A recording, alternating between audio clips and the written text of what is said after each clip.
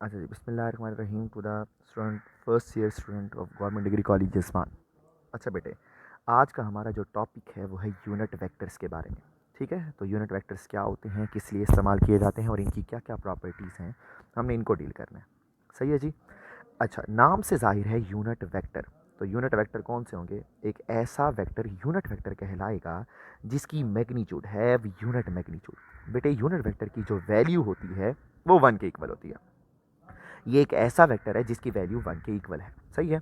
अच्छा भाई, एक ऐसा वेक्टर है जिसकी वैल्यू 1 के बराबर है, फिर इस्तेमाल किस लिए आता है? ये इस्तेमाल होता है only use to represent the direction. ये डायरेक्शन रिप्रेजेंट करने के लिए इस्तेमाल होता है। ठीक है, तो अब कोई पूछ ले डेफिनेशन यूनिट वेक्टर की क्या है, तो आप कहोगे कि यूनिट वेक्टर एक ऐसा वेक्टर है जिसकी मैग्नीट्यूड 1 के बराबर है और जो डायरेक्शन को रिप्रेजेंट करने के लिए इस्तेमाल होता है। बेटे मैं एग्जांपल देता हूँ, ज़रा एग्जांपल सुनिएगा। ये बेटे ये लिखा हुआ है कि एक फोर्स है वो एक्स एक्सिस के अलोंग ऐड कर रही है एक फोर्स। ठीक है जी। अब फोर्स के ऊपर मैं अगर एरो लगाता हूं तो इसका मतलब ये है कि फोर्स एक वेक्टर क्वांटिटी है। सही है। ये ज़्यादा अच्छी इन्फॉर्मेशन नहीं देता। ज़्यादा अच्छी इन्फॉर्मेशन बेटे कहाँ मिलेगी आपको? अगर आप फोर्स के साथ यूनिट वेक्टर आई लिखोगे। आई, ये यूनिट वेक्टर है। सही है। अब यहाँ पता चल रहा है कि फोर्स एक वेक्टर भी है और ये ऐड कर कहाँ कर रही है? ये एक्स एक्सिस के अलोंग ऐड कर रही है। ठीक है। इसी तरह से बेटे वाई एक्सिस के अलोंग आपको कोई भी डायरेक्शन पता करनी हो तो जे का इस्तेमाल करते हैं। मिसाल के तौर पर बेटे डिस्प्लेसमेंट है। डिस्प्लेसमेंट अगर आपके पास एक वेक्टर क्वांटिटी है, अगर मैं लिख दूं बेटे डी और साथ में जे लिख दूंगा इस तरह से, तो इसका मतलब होगा डिस्प्लेसमेंट आपका वाई एक्सिस के अलोंग है। ठीक है। तो आई जे और के बेटे जी एक्सिस के अलोंग होता है। ठीक है। तो ये आई जे के आपको रिप्रेजेंट करते हैं वेक्टर्स की डायरेक्शन। ये ज़्यादा अच्छी इंफॉर्मेशन देते हैं एज कंपेयर टू दिस। ठीक है। यहाँ पर सिर्फ आपको इतना पता चलता है कि ये वेक्टर है, लेकिन यहाँ पर आपको साथ में ये भी पता चलता है कि वेक्टर है तो किस डायरेक्शन में है। सही है। तो यूनिट वेक्टर आपको किसी भी क्वांटिटी की, किसी भी फिजिकल क्वांटिटी की डायरेक्शन बताने में हेल्प करता है। अब बेटे आप लिखोगे कैसे इसको? ये देखें जी, ये आपके पास एक वेक्टर है। सही है। वेक्टर के अंदर दो चीज़ें होती हैं, आपने पढ़ रखा है बेटे। एक वेक्टर की मैग्नीट्यूड होती है और दूसरे नंबर पे वेक्टर की डायरेक्शन होती है। मैग्नीट्यूड और डायरेक्शन। अच्छा, आपको डायरेक्शन चाहिए, डायरेक्शन ही यूनिट वेक्टर कहलाता है बच्चों। ठीक है। इसके ऊपर कैप से इसको रिप्रेजेंट करते हैं। तो ये बेटे देखिएगा, ये यूनिट वेक्टर आ गया। ऊपर वेक्टर और नीचे वेक्टर की मैग्नीट्यूड। वेक्टर ओवर वेक्टर की मैग्नीट्यूड। ठीक है। तो ये आपके पास यूनिट वेक्टर बन गया।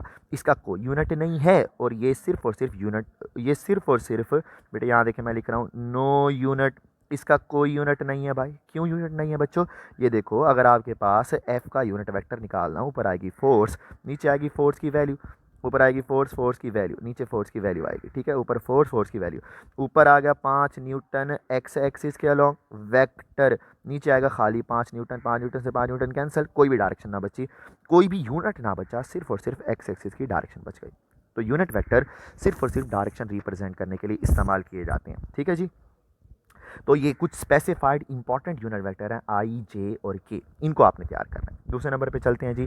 दूसरे नंबर पे आपके पास है नल वेक्टर। नल वेक्टर क्या होता है? एक ऐसा वेक्टर जिसकी वैल्यू 0 के बराबर आती है, इसको नल वेक्टर कहते हैं। मिसाल के तौर पर बेटे कोई एक वेक्टर ए है, अगर इस वेक्टर में से माइनस कर दिया जाए इसका ऑपोजिट वेक्टर माइनस ए, तो आपके पास आंसर 0 बचेगा। अब क्योंकि वेक्टर को वेक्टर से माइनस कर रहे हैं तो जवाब भी वेक्टर में आना चाहिए, तो हम इसको जीरो नहीं बोला करेंगे आज के बाद, हम इसको बोला करेंगे ये नल वेक्टर है। वेक्टर को वेक्टर में से माइनस करो तो जवाब भी एक वेक्टर आएगा। सही है। तो इस वेक्टर को हम डिफाइन करते हैं, हम इसको कहते हैं ये नल वेक्टर है।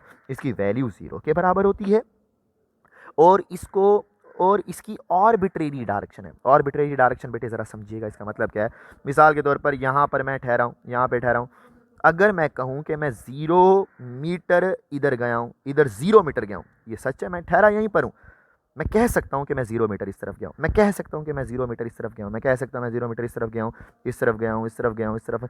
मैं जब कहीं पर गया ही नहीं, मैं बोल सच रहा हूँ, मैं यहाँ पे ठहरा हुआ हूँ, मैं कह सकता हूँ इस तरफ गया हूँ, इस तरफ गया हूँ, इस तरफ, इस तरफ, इस तरफ, हालांकि मैं कहीं पर भी नहीं गया। तो कोई भी डायरेक्शन ले सकते हैं। जब वैल्यू 0 के बराबर है तो आप उसकी डायरेक्शन कोई भी ले सकते हो। आर्बिट्रेरी का मतलब है कोई भी सिमत ले लो, कीमत ही 0 के बराबर है। मिसाल के तौर पर आप अपनी चेयर पे, अपने घर में, अपनी कुर्सी पर बैठे हो, आप कहने को कह सकते हो कि भाई मैं 0 मीटर भागलपुर की तरफ गया हूँ।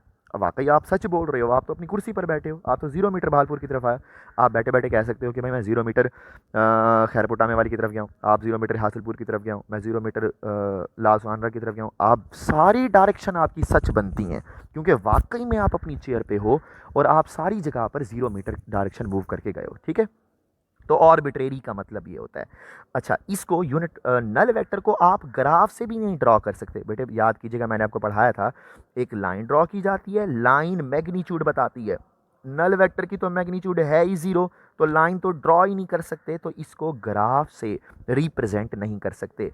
ये वाहिद वेक्टर है जिसको ग्राफ से भी रिप्रेजेंट नहीं किया जा सकता। सही है, एक हो गया नल वेक्टर, एक हो गया बेटे यूनिट वेक्टर। सही है, आगे चलते हैं। इक्वल वेक्टर्स, दो वेक्टर्स को कहा जाएगा, माना जाएगा कि वो इक्वल हैं अगर उनकी वैल्यू भी सेम हो और साथ ही साथ उनकी डायरेक्शन भी सेम हो। अगर दो वेक्टर्स की वैल्यू और डायरेक्शन सेम होगी, both vectors are said to be equal, तब उनको इक्वल माना जाएगा। मिसाल के तौर पर बच्चों ये देखो, ये ए वेक्टर है, ये बी वेक्टर है, दोनों अलग अलग वेक्टर हैं, लेकिन दोनों की वैल्यू सेम है। ये देखें वैल्यू सेम है, ये वैल्यू सेम है, और दोनों की डायरेक्शन, एरो डायरेक्शन भी सेम है, तो दोनों की वैल्यू और डायरेक्शन सेम है। सो दैट्स वाई ये दो वेक्टर आपको इक्वल वेक्टर कहलाएंगे। मैं इनको बेटे कैसे लिखूंगा, यूँ लिखूंगा, ए वेक्टर इक्वल है बी वेक्टर के। ए वेक्टर बी वेक्टर के इक्वल कब आएगा, जब इनकी वैल्यूज भी बराबर होंगी। ये वैल्यूज हैं बेटे, मॉड में लिखते हैं, वैल्यूज हैं, और नीचे डायरेक्शन है, ठीक है। वैल्यू भी बराबर हो और डायरेक्शन भी बराबर हो, तब जाकर ये दो वेक्टर्स इक्वल वेक्टर कहलाएंगे। सही है जी। अच्छा, कुछ डेफिनेशन है बुक में हल्की सी दी हुई है, मैंने यहाँ पर प्रॉपर लिख दी है। पैरेलल वेक्टर्स, ऐसे दो वेक्टर्स पैरेलल माने जाएंगे जिनकी सिर्फ डायरेक्शन सेम हो। इनका बेटे मैग्नीट्यूड से कोई लेना देना नहीं है। बेटे ये देखो एग्जांपल देखो ज़रा, ये और ये भी पैरेलल हैं, ये और ये भी पैरेलल हैं। यहाँ पर मैग्नीट्यूड बराबर है, लेकिन डायरेक्ट आपने इसमें देखनी सिर्फ और सिर्फ डायरेक्शन है। इसमें डायरेक्शन बराबर है, पैरेलल है, डायरेक्शन बराबर है, पैरेलल है, वैल्यू को नहीं देखना आपने। इक्वल वेक्टर में वैल्यू भी देखनी थी, डायरेक्शन भी देखनी थी। यहाँ पर सिर्फ और सिर्फ डायरेक्शन देखनी है आपने, इसमें सिर्फ डायरेक्शन। एंटी पैरेलल बेटे, या अनपैरेलल या एंटी पैरेलल, ठीक है, एंटी भी कहते हैं बच्चों, एंटी पैरेलल या अनपैरेलल वेक्टर्स, ठीक है। ऐसे वेक्टर होते हैं जिनकी डायरेक्शन एक दूसरे के ऑपोजिट होती है ना। हमने इसमें वैल्यू शैल्यू कुछ भी नहीं देखनी, हमने सिर्फ ये देखना है कि इनकी डायरेक्शन ऑपोजिट हो। तो ऑपोजिट डायरेक्शन वाले एंटी पैरेलल, इक्वल डायरेक्शन वाले पैरेलल, और सेम डायरेक्शन सेम मैग्नीट्यूड वाले इक्वल, जिनकी वैल्यू 0 है नल वेक्टर, जिनकी वैल्यू 1 है डायरेक्शन रिप्रेजेंट करते हैं यूनिट वेक्टर, ठीक है। तो ये बेटे आज का काम है, इसको अच्छी तरह से देखिएगा, कोई मसला हो तो मुझे लाजमी बताइएगा, ठीक है। ओके बच्चों, खुदा हाफिज़।